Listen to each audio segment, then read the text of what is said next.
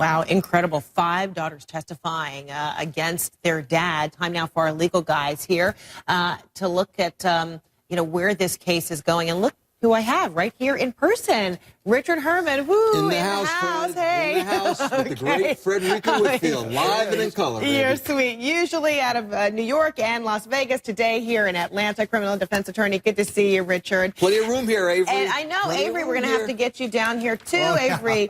It looks incomplete. It looks incomplete to me.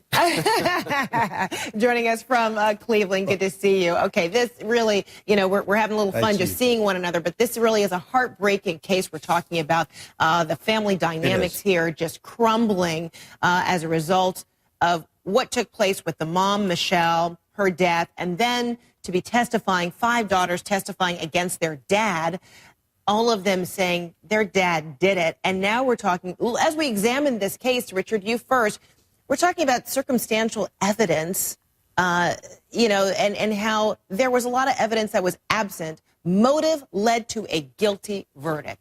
Quite extraordinary. Yeah, I mean, how did she die? What was the cause of death? And what's the link from the doctor for the cause of death? These are big questions that were never answered in this case.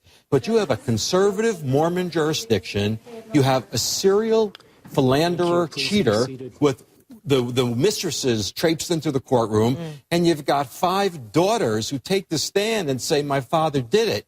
I mean, that's pretty stacked. But if you look at the facts of the case, objectively, legally speaking, look at the facts.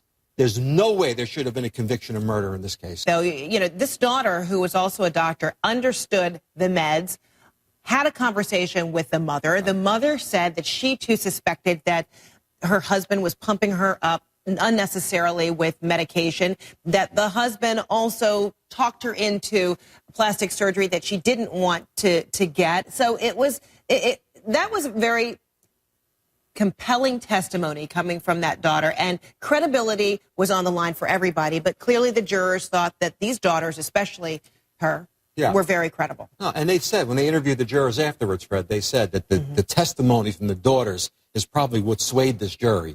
But we don't know why she died. Right. We don't know if it was a blood clot. We don't know if it was drug toxicity. So you think this is problematic? There may be an appeal in this case, given on that kind of argument? There's an appeal in all these cases, like a knee-jerk. Absolutely going to take an appeal. But he's looking 15 years to life on the murder.